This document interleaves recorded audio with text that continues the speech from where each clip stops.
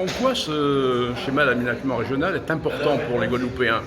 Alors, je dirais il est même plus qu'important, il est essentiel pour l'ensemble des Guadeloupéens, pour l'avenir de la Guadeloupe, pour la Guadeloupe de demain, parce que nous avons un certain nombre d'enjeux, notamment au niveau démographique, climatique, au niveau de nos infrastructures, de ce que souhaite le peuple guadeloupéen pour demain et l'ensemble des Guadeloupéens. Donc c'est un document qui est essentiel, qui sera effectivement décliné au sein des SCOT, des schémas comme le PLU, et donc qui sera en fait la base du développement de la Guadeloupe de demain et surtout des 20 prochaines années, donc il est vraiment essentiel. En quoi il s'impose aux communes et aux autres décideurs? Alors en fait, le schéma d'aménagement régional, c'est un document qui a été conçu de manière réglementaire, c'est un document juridique, et la région en fait a cette compétence, c'est la région qui met en place, en fait, qui coordonne ce schéma d'aménagement régional. Et donc ce schéma, en fait, il doit refléter effectivement ce que souhaitent les élus, nos élus locaux, qu'ils soient des maires ou que ce soit les présidents de PCI ou les conseillers communautaires.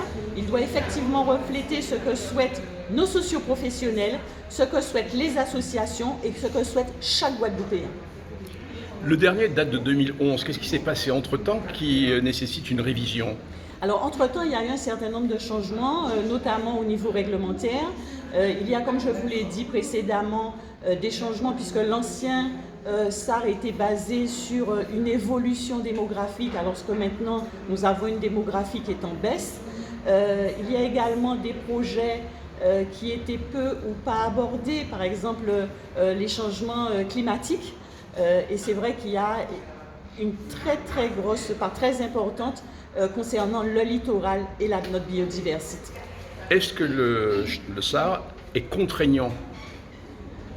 En fait, le SAR, c'est un document que nous construisons ensemble. Si nous le construisons ensemble avec la Guadeloupe et pour la Guadeloupe, il n'y a pas de contrainte. Nous aurons simplement à respecter, à faire référence et à s'adapter à ce document que nous avons nous-mêmes co-construit. 3 ans pour le rédiger, c'est beaucoup? En fait, il y a un laps de temps réglementaire puisqu'il faut consulter la population, donc jusqu'à fin décembre. Nous aurons des séminaires, une page web qui est mise en place, un questionnaire d'enquête jusqu'à décembre 2025. En fait, il y a des étapes non compressibles à respecter et nous les respectons avec plaisir pour le bien de notre population et pour la réussite en fait de la mise en place du SAR, parce qu'il ne s'agit pas simplement de l'élaborer, il s'agit vraiment que nous puissions nous l'approprier, que la Guadeloupe se l'approprie pour la mise en place.